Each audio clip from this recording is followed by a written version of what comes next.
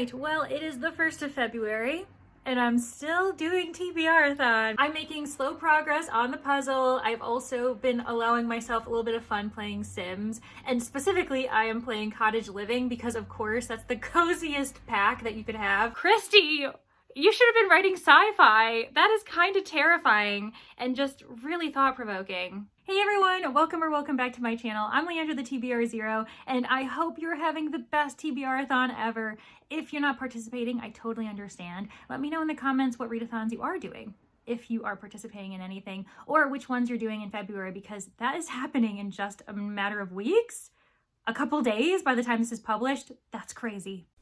Oh, sweet, naive Leandra, thinking that this video would come out in January. Well, we all know that that did not happen. This week, I have finally gotten to the point where I get to highlight Books of Paradise, one of my 3 challenges for TBRathon, and I'm so excited to just relax, treat it like a bookish vacation, and traverse the continent a little bit. I'm hoping to also finish my TBR for the month as well. I'm currently reading one book that is already in, I don't know where it is, but I'll tell you what it is when I get to it. And I've got 3 on the docket, and then I'll be done with my January TBR. And that is crazy to me because I'm known as someone who creates TBRs per month and then is terrible about actually accomplishing them. And this year in 2025, I want to change that. So I'm feeling really proud of myself. I'm not gonna lie, I have been in a bit of a reading slump, so I'm hoping that by focusing on Books of Paradise and just going where the current takes me, I will avoid it, because unfortunately, this book is what put me in that reading slump. By the time this vlog is up, I'll have that video where I discuss the book, but friends, it was bad. It was really rough, and not to fault anyone who really loves that book, but for me, it had so many issues. And you know what? You all were right. Those of you who told me, Leandra, why are you reading this book? Don't do it. You're not going to like it. You were right. But I digress. And the time comes for me to, again, go on vacation. So I'm going to be starting Books of Paradise, hoping to get through my physical TBR for January, and just celebrating the end of another really excellent readathon, thanks to all of you who are keeping it fun. And my first stop, weirdly enough, is one of the islands. As soon as I made this graphic, I knew that I would be determined to visit at least one of the islands on this map, because I love an island setting. I love the idea of it. Even though I'm not gonna lie, the book that I'm reading isn't set on an island, but I'm having the best time. But let me get to the prompt first. It is Land Ho, Site M. Is that an uninhabited island? Read a new to you author. And so I have decided to read A Natural History of Dragons. This is one of my buddy reads for the month, and I'm so fortunate to be doing it with Krista from Books and Jams, as well as Julie from Keep Calm with Books and Coffee, and we're having a great time. We're about a third of the way through the book, and I'll be sure to provide an update in maybe the next few chapters. I want to get a little bit more into it so I know what's actually happening. I know that doesn't sound promising, but this has been a delightful adventure for Lady Trent, following her as she is a naturalist and researching dragons. It's actually been my shining light after reading this one and not getting the dragon fix that I was looking for. This is by Marie Brennan, and this will be a new to me author, but I've heard so many good things about her that I imagine this will be my first time reading her, but it won't be my last. And before I sign off on this intro, I just want to thank you all again for making TBRathon so fun. I really do appreciate you, and I'm hoping to make this a super cozy vlog for us all to relax, unwind at the end of January. So yeah, without further ado, let's get to reading and some cozy activities.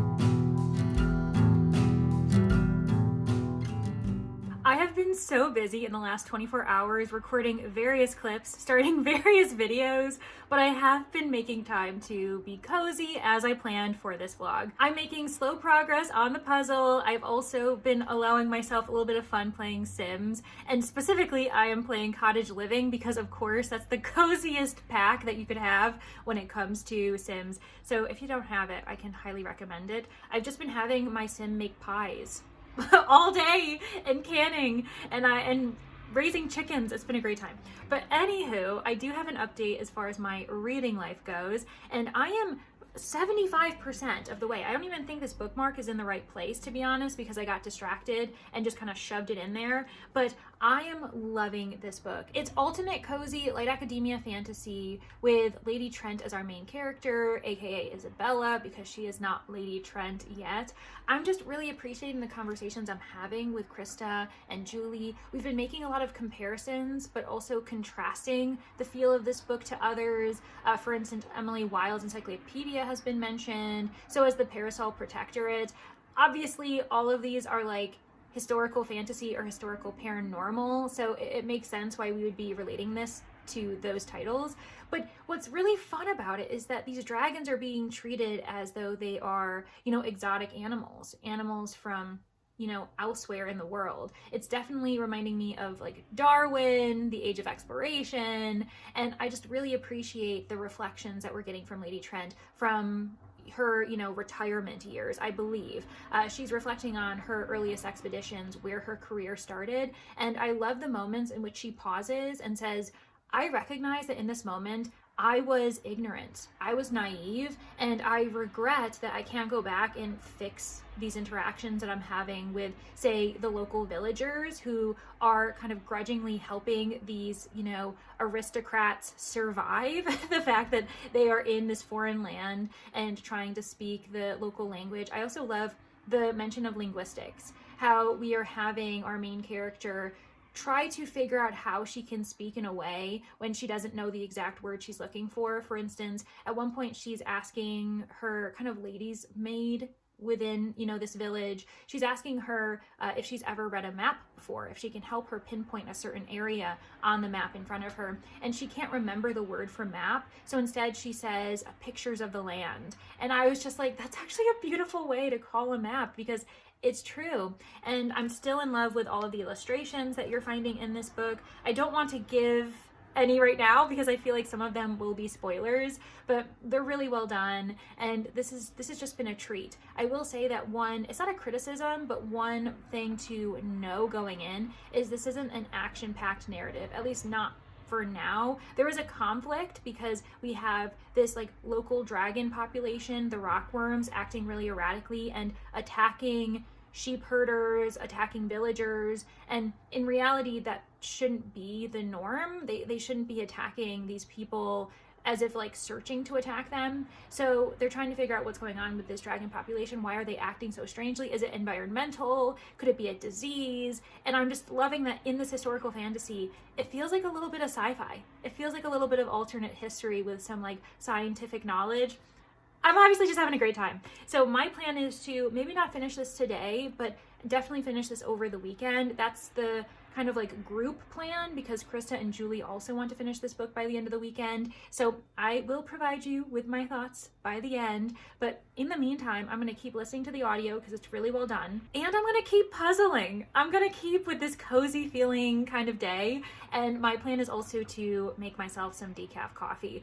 I was on a tea kick and I should get back on it, but I, for some reason, am just like, no, coffee feels good, and I've already had my caffeine for the day. So yeah, those are my plans, and I'll probably do some editing as well because I want to get my TBR video for February up. It's the first time I've done a game, and I feel like it went well. I really enjoyed it. We'll see if you all like it too, but it's been a really fun kind of like test run to see if I can do this every month, or if not, in the months that I want a game. So yeah, okay, I'm gonna go read this book, and I'll update you all when I finish.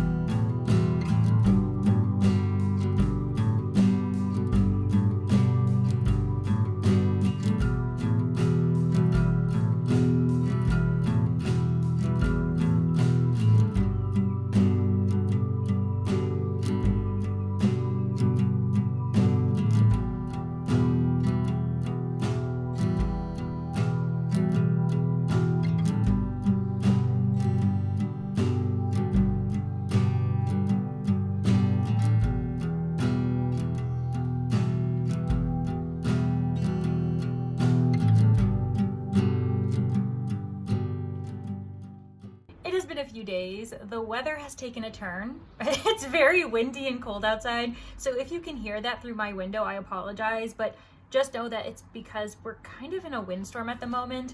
But I wanted to provide an update because I'm nearly a third of the way through Alien Clay. I'm in the misty forest. Actually, now that I think about it, I think I need to backtrack. So I ended up finishing A Natural History of Dragons. I had such a good time reading it with Julie and Krista. We had some really fascinating discussions, and it was fun to discuss them as a group who don't read the same things. Krista reads historical fiction a lot. Julie is probably the one who's got the most experience with historical fantasy, and I'm just kind of bopping around and I was here. But we really loved the narrative voice. Lady Trent is such a great first-person POV to follow, especially as she reflects on her adventures as a young woman trying to make her way into the field of, you know, naturalism and studying dragons. I really appreciated the slow, meandering pace, and that's actually where its downfall came. I really loved this book. I really did. It got a 4-star from me, but the only time I was kind of like, oh, wait, I wish that, you know, the author had altered this a little bit, was how fast-paced the ending was. The last 3 chapters got so dramatic, so action-packed, and I'm not necessarily saying that's a bad thing, but because most of the book wasn't like that, it was very jarring, and there was also a death that I felt didn't need to happen as soon as it did. I predicted it. I felt as though there were some like foreshadowing moments, but it ended up just like becoming a catalyst, and I was like, what are we doing? And we got a lot of info dumping when it came to trying to investigate why the dragons were acting so erratically. So it was just this very kind of quick turnaround. But with that said, I'm totally going to be moving on to book 2. I've confirmed, at least with Julie, that we're going to be reading book 2 together. Krista isn't so sure, especially with scheduling, so we'll see if this buddy group continues with the Lady Trent series. But, you know, if not, know that in probably a few months I will be picking up the second book in the series because it was really fun. I can definitely recommend it to anyone who appreciates light academia, historical fantasy. So for instance, the Emily Wilde series, the Midnight Bargain, somewhat related to the Parasol Protectorate. I think that one's a bit more lighthearted and humorous and kind of silly at times in the best way. It also is it's paranormal, but it has that historical kind of Regency Victorian vibe. It's set in Victorian England. But anyways, I digress. I can definitely recommend to anyone who appreciates those, you know, 3 books / series because it was great. It is so windy outside, it's crazy. But like I said, I need to continue on with my very relaxed, hold on, let's take a breath.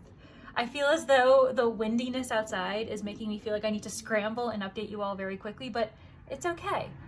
This is a cozy, relaxed Books of Paradise vlog. We're enjoying the end of January, and I'm not in a rush. Okay. With that said, let's get to Alien Clay by Adrian Tchaikovsky. So I ended up putting a poll in the TBRathon Discord. I gave 3 different locations on Books of Paradise. I didn't provide the books I would be reading, but I said, hey, where should I visit next? And about 50% of the people ended up choosing the Misty Forest, and that one has the prompt of entering a book blindly, because this forest is so foggy and misty that there's no way that you're going to get through it without just going in blind. And that's why I chose Alien Clay for this, because I entered this book not knowing anything. My own perspective coming into Adrian Tchaikovsky's work is that I read Service Model at the end of 2024, loved it. It was my best book of the year. And so, of course, I wanted to pick up another book by him ASAP, and this was his newest publication. So I really wasn't sure what I was getting into, but I appreciate how different it is. This is very, very different from Service Model. So if that was your first experience like me, know that you're gonna have to try it, see if you like the tone, because it is a bit darker. It's dry, similar to Service Model, but while Service Model was kind of humorous, a bit absurd, and we had some really immediately lovable characters to follow, this one, I'm still getting to know our main character. He seems a bit unreliable. It's also first person, whereas Service Model is third person, so that can kind of change someone's perspective and their immediate attachment to characters. Actually, with this being first person, I probably should be attached to our main character more, but I don't know. I'm still trying to feel him out. I'm glad we're following the story through him, but that doesn't really mean that I enjoy him. He's kind of morally gray. He keeps a lot of things close to the chest, even while we're in his head, and so that's why I find him to be a bit unreliable. But we end up jumping into the book in this crazy scene where both he and you as the reader don't know what's happening. He is gradually becoming aware of the danger and the chaos going around him as you are, so that is really fun, because it's not that you are following a character who knows everything and that's why they don't have to explain anything to you, because they know what's happening. But the fact that they also didn't know what's happening, it meant that they have a learning curve as high as you do, and it was really fun to figure out where he is. But basically the book opens with him arriving on planet for this labor camp because he is a prisoner. He ended up being convicted of, I think, like being a traitor, conspiracies, because the Mandate is this government entity that is kind of very much like 1984 vibes going on. They have this very strict belief system, and anyone who strays from it is immediately kind of almost like the Red Scare, where you immediately start, throwing people under the bus to protect yourself. And unfortunately, Artin and many of the people he worked with at his university, at his institute, were turned in for being traitors, for talking in unorthodox ways, is the way it's described, because he's a xenobiologist and they are studying the idea of aliens, extraterrestrial life that are similar to humans in the universe. And some of their theories obviously didn't, align with what the Mandate wants people to believe and to confirm that the Mandate should remain in power. So they, of course, end up being convicted, and a lot of these prisoners end up being used as free labor at various colonies, aka like labor camps, to just like take as many resources as possible from these other like dead planets. But when he arrives at the planet known as Kiln, he realizes there's so much more going on, and there's a reason why he was brought to this planet to perform his lifelong labor as well. Like there is no expectation for him to ever escape from this planet. This is where he's going to be ending his days, and it's because that there's some evidence to show that another life form similar to humans, as far as like intellectual behaviors and the creation of a society, was once on this planet. However, what's odd about it is that there's no other remains. There's structures that demonstrate, political, socioeconomic class status. Like you can tell that they had a civilization. There were multiple locations suggesting, towns, villages, cities. And yet there aren't any, biological remains, no bones, for instance, and no tools are even left. So it feels as though this, foreign alien society just cleaned up all traces of themselves except for the structures that they lived in. And then the question is, why did they do that? It's been really fascinating following the biological questions that he and other characters are asking, because they're part of a team that is researching what's going on and reporting back to the commandant, the person who's in charge of all of the prisoners, and then he reports back to the Mandate. It's also crazy because this planet is so far away that it takes 30 years to travel from one planet to the next. So Earth is getting all of these details 30 years later than when they're discovered, and vice versa, they're getting the response. And it's really kind of wild to consider the idea of progress with those types of restrictions. Plus, they're dissecting a lot of other alien life that is found on planet, and their discoveries of how the ecosystem works in comparison to Earth is just, it is my cup of tea. I'm really enjoying the science behind it. This is really heavy science though, so it's definitely not for everyone. I wouldn't actually recommend this to anyone who is a beginner into sci-fi, and that's coming from someone who isn't the biggest expert in the world. But if I had to compare, Service Model is way more palatable compared to this one, but I am enjoying it, and I'm glad I'm physically reading it as well. I feel like it's a book that I might not want to only have audio for, but yeah, so those are my updates so far. I'm only a third of the way in, and it seems as though there might be a coup brewing on this planet, so we'll see what happens. I'll try to give you guys another update when I'm a little bit further, but if I don't see you until I finish, I'll make sure to really emphasize and analyze the elements that I appreciate, maybe if there's any issues, and if I could actually recommend it to you guys. But I'm really hoping that I end up loving it because I'm invested at the moment. Okay, well, I still need to finish my puzzle, so I'm definitely gonna do that. And like I said, I'm just gonna probably be very cozy today because of how cold and windy it is, so I will not be going for a walk, but I I've got nothing else to say. So I'll let you guys know what I get up to. But for now, this is the main book on my agenda.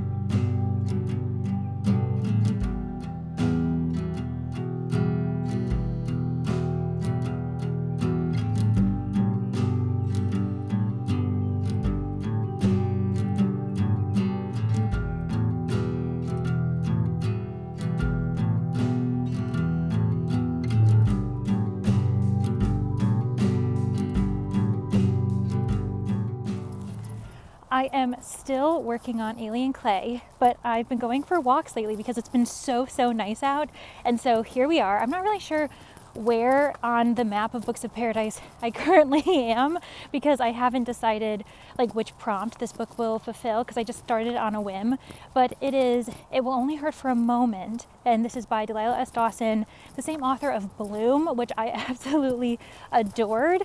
I ended up getting an ARC for this in the latter half of the year of 2024, and I just never ended up getting to it. And now that the audio's out, I ended up getting access to it, and I'm really enjoying it. I'm finding it very suspenseful. I'm appreciating the fact that we have some thriller and paranormal elements thrown in. I was nervous about this being a thriller because I found that I like Dawson's horror, but that doesn't mean that I actually really like her other genres.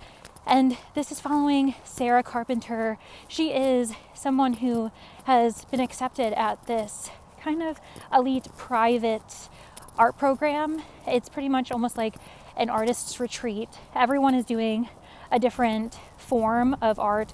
You know, it could be calligraphy, it could be woodwork, and our main character is doing pottery on the wheel. She's also running away from a really abusive romantic relationship, and she's in between living situations while she's attending this art program. And while she's at the, very like desolate, kind of isolated institute, she finds that like there are some strange things in the woods, in the surrounding area. There is like a doll garden, these really creepy dolls that scares one of the other residents to death.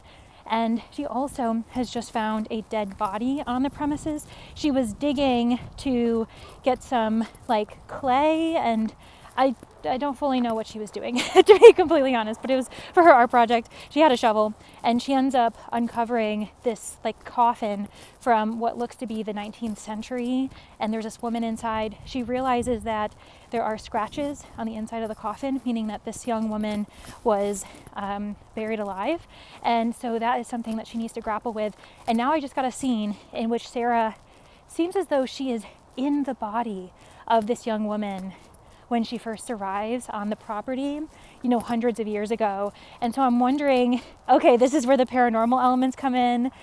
I don't know, I'm really intrigued, and I do find it interesting, the discussions surrounding women's place and the men around her, how belittling they can be, in addition to others not believing her. Like there are older women on the property, like the person who runs the writers' retreat didn't believe her when she was saying that she was having issues with one of the other residents because he was monopolizing the space and forcing her to do things for him.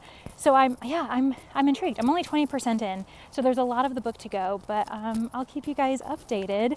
And so now I'm juggling Alien Clay, a physical book, with It Will Only Hurt for a Moment, an audio. Still hoping to finish both before the end of the month, but we'll see. But on that note, I should get back to my walk. I'm going to enjoy this audiobook. I'm going to enjoy the beautiful day because it is so warm here. It's like 45, and I'm only in like a windbreaker, and I already feel like I'm sweating. So I will talk to you guys when I have more to say. All right, well, it is the 1st of February. and I'm still doing TBRathon because this vlog isn't over yet and I have a few more books I need to finish. And I am really enjoying the books I'm reading. It's just that they're taking me really long because I've been really distracted. Obviously with February comes Get a Clue Readathon, and I'm really excited to be a part of Team Mr. Green with Meredith from Bin Chicken Books. We have a really great group, and honestly they have been really pushing through, especially as far as like keeping positive, trying to support each other, because we had our first prompt drop and it was a doozy. It was tough. Some people had absolutely no problem picking their book, while others were struggling with what we deemed an adjective, and it was a much harder prompt than any of us would have realized. But I digress, and I need to still finish a handful of TBRathon books before I actually can really move on and fully immerse myself in Get a Clue. Meanwhile, earlier today, I was very excited to be a part of the Realmathon announcement. I will be teaming up with Lexi from Books with Lexi for Realmathon 4.0. We're going to be on Team Ravens, and we are basically the bird mafia of the underworld, and I couldn't have chosen a better team. I couldn't have chosen a better co-host. So thank you, Cassidy from Covers with Cassidy, for being so creative, so organized, and also so kind for including me in this 4th edition of Realmathon. I can't wait. I'll make sure to have that linked below, as well as Get a Clue, because there's always time to join, even as we're doing it right now. But anyways, so my bookish updates involve the fact that I am 80% of the way through It Will Only Hurt for a Moment, and I kind of understand why the Goodreads ratings might be a little bit low depending on how people are processing the information given to them. There is a lot of emphasis on women's place throughout history as objects, being used by men, being lesser than men, not being believed, being placed in asylums, or being deemed crazy, or less intelligent, less capable of taking care of themselves. So I really appreciated that. It's a very blunt, open discussion. The author isn't playing around, being subtle, and I think that there's a place for that. Yes, with literature, you can be subtle to make, the epiphanies, be huge. But honestly, when these issues are so important, why are we sugarcoating it? Why aren't we just saying point blank, this is messed up, this actually happened in history, it's actually happening today, so let's talk about it and try to be better humans. So I'm actually totally vibing with that, but there have been some weird clashes among women within this artist's retreat, and that I just didn't feel like needed to be there. I get the kind of generational comparisons, and also a woman who is close to a man not fully wanting to believe how horrible he is when other women tell her that. But there was also this kind of like weird jealousy where 2 women have been attracted to the same guy who's also an artist at this retreat, and I was like, did we need that? Especially when one of the characters, our main character, Sarah, is escaping an abusive relationship.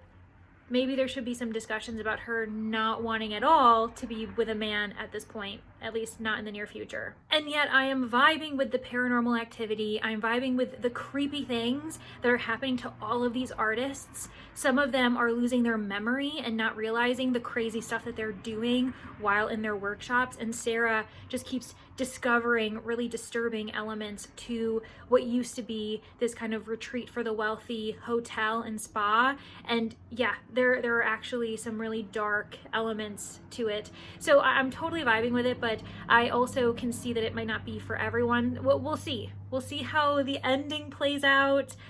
Just kind of crossing my fingers for it. I probably will finish it today because I only have about 2 hours left on audio.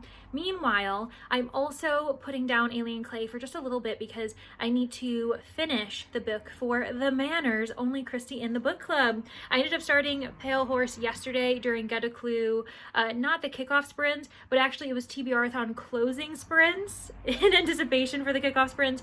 And it was so distracting because we ended up getting the first prompt dropped. So I really didn't get any reading done yesterday. I plan to read this all in one day because of how small it is. I have a really nice folio society edition that I'll probably be like swapping in and out, but I had a library shift earlier today and I wasn't going to bring my really nice edition to the library.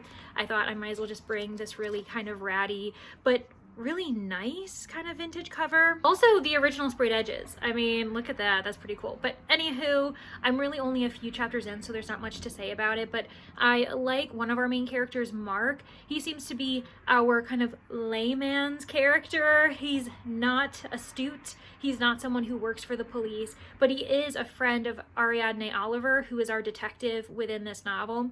Meanwhile, we're getting other perspectives from Inspector Lejeune, and I find that really fascinating. So I'm always here for a multiple POV perspective. And yeah, we'll see how far I get, but I need to actually finish this by tomorrow because that is when we're gonna have our live discussion for the Manor.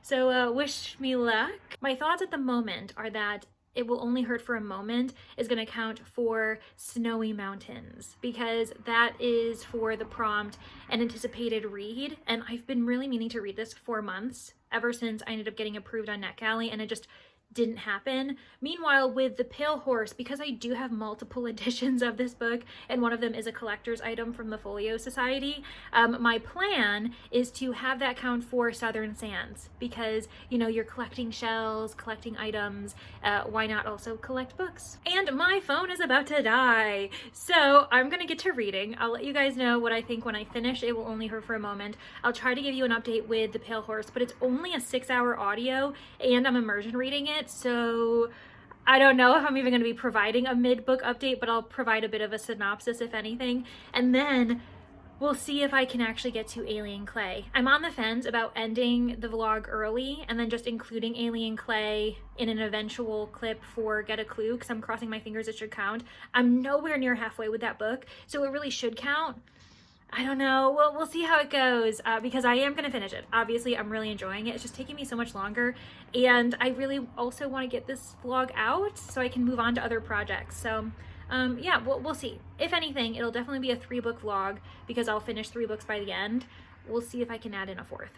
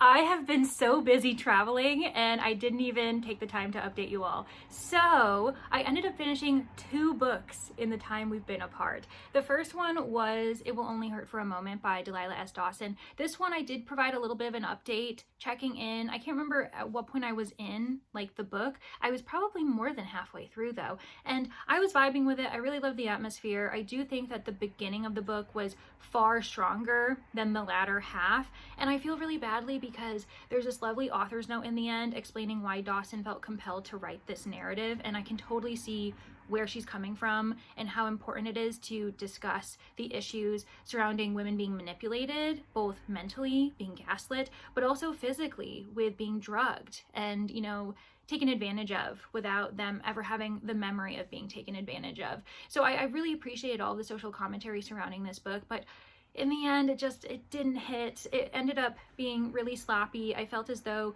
there were random bits of humor during really intense scenes. And also, we ended up having this weird altercation with her ex, with Sarah's ex that she was running from. And I kind of had forgotten about him. I felt as though he was a great catalyst for what made her leave and end up going on this artist retreat in the first place to start over.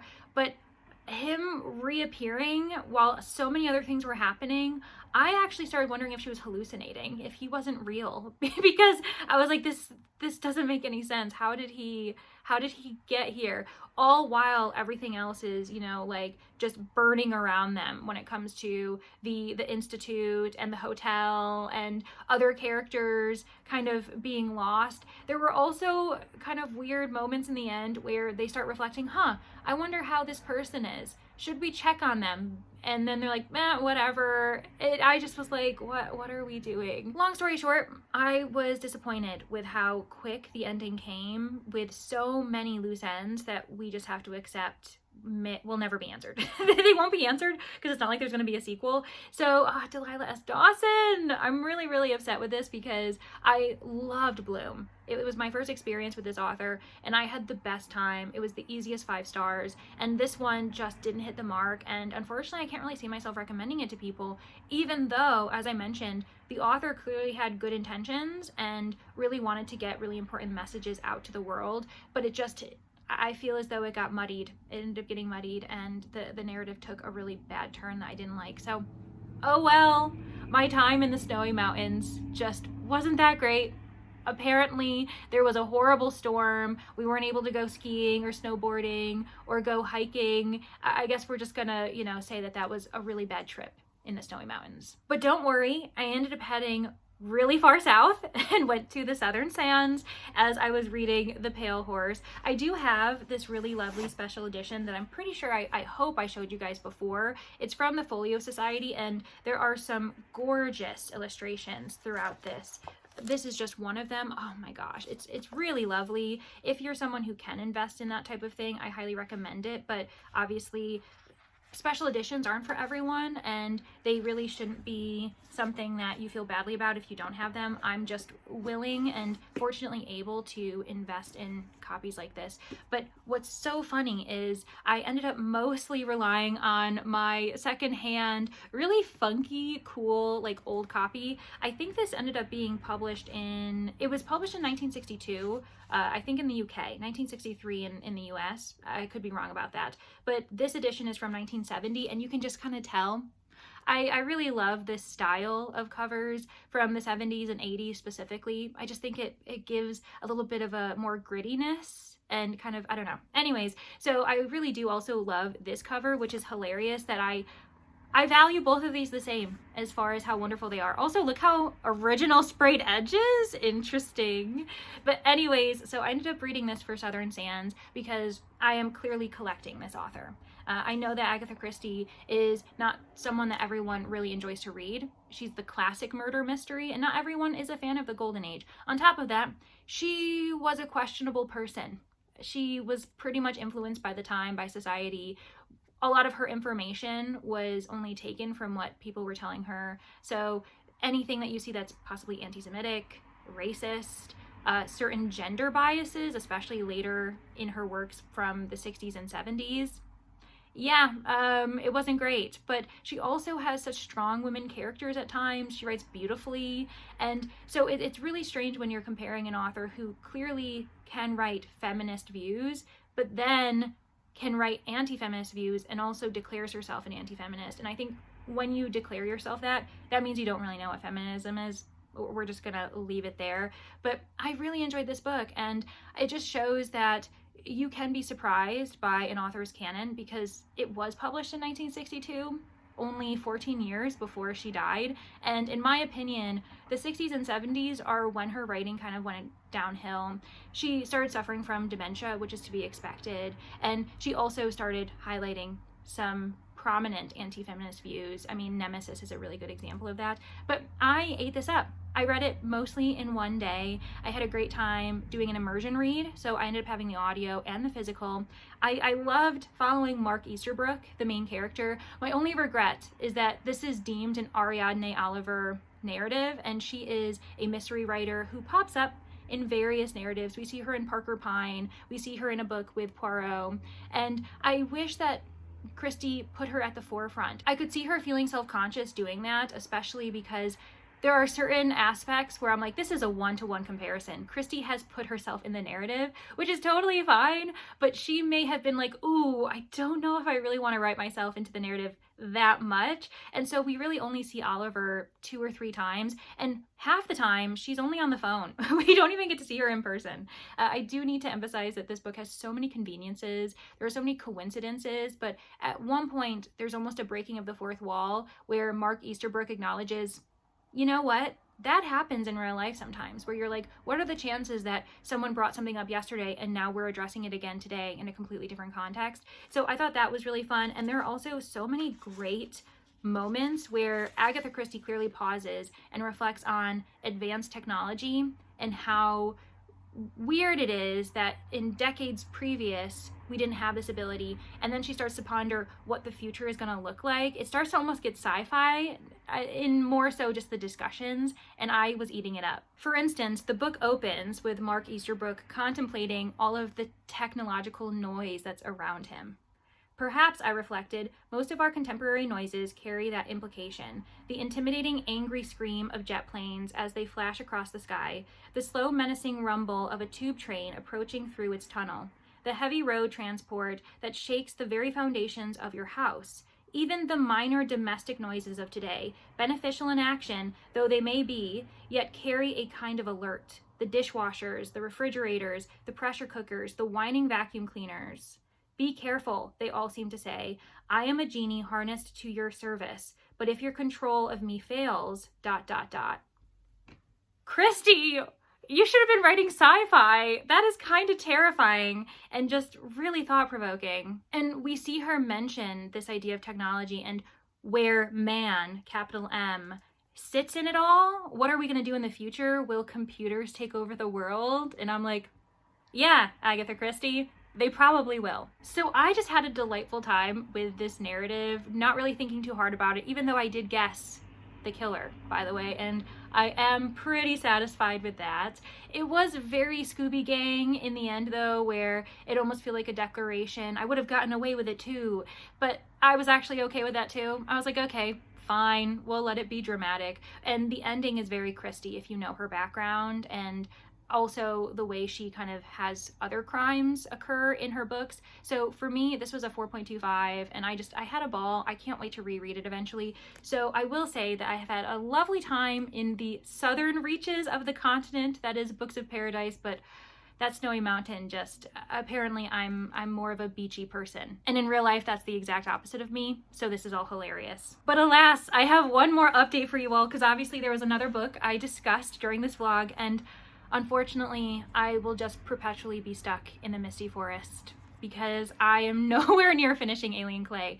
I realized the book is actually 400 pages, and I ended up getting just past the first part. So I now am in part 2, Egalite, but I just was like, there's no way that I'm going to be able to dedicate the time I want to this book. I love that I'm taking my time with it, you know, eating it in parts, and I don't want to rush it. I didn't want to feel stressed in trying to get this vlog out in time as well, because I didn't want, you know, it to come out too much later after January ends. So yeah, when it comes to Books of Paradise, I got lost in the misty forest. And I think that is actually very believable. It's misty, it's foggy, you can't see where you're going. Naturally, people are gonna get lost in there. So while I had the best time with the Southern Sands, I had the best time at that uninhabited island with a natural history of dragons, I then decided to be too adventurous. I ended up biting off more than I could chew, went into the misty forest with way too much confidence, and now I'm there for eternity. Thank you all so much for participating in TBRathon in whatever way you did. Maybe you ended up fulfilling Paws and Bookshelves. Maybe you did the BookTuber Bingo or Books of Paradise. Maybe you joined me on sprints one time, or you've just been watching this vlog, and that's support enough. I really do appreciate you. This ended up being such a big event, so much bigger than I could have predicted, especially even in comparison to last year, and I can't wait to see how much bigger and more exciting it can be in future years if I carry it through. And yeah, thank you all so much. I can't help but be grateful, especially when all of you have just had the best time and have been so positive. So there's not much more than I could have wanted in this type of a reading event. I'm also so pleased that I ended up having a really cozy last like week or two with TBRathon. I think the first 2 weeks were really stressful for me just because I wanted to make sure everyone was having a great time and everyone was, you know, accommodated and feeling comfortable moving forward in the process. So I'm really happy that I ended up going with Books of Paradise because it could slow me down and I could just kind of have fun, mood read, and ensure that I did take breaks, because as much as we love reading, we also need to take thoughtful breaks and do other things, you know, stretch our minds, you know, stretch our bodies in completely different ways. So this ended up being a really fun project to just like do all things cozy. And yeah, I'm really pleased with it. Thank you to my manor guests, my sleuths, my witnesses, my suspects, and my corpses. I really do appreciate you all so much. You've been so supportive this month. And now I'm so excited that with February starting, I can finally dedicate my time back to you all the way that you deserve. And I cannot wait for all of the events that we have in February. If you got to the end of what I'm assuming is a very long vlog, I'm so sorry. And also, I appreciate you so much. And if you just have nothing else to say, but you do want to ensure that I know you were here to the end, maybe give me some cozy emojis. I don't know what those look like, but I would really love to see your interpretation of that. They could be hearts, they could be clothing. I think a cloud is pretty cozy. Plants, cozy animals that you might just want to cuddle. I don't know. And if you missed my first vlog for TBRathon where I did booktuber bingo and you do want to see how that ended up going, then I will have that here. Thank you everyone, and I'll see you guys later. Bye.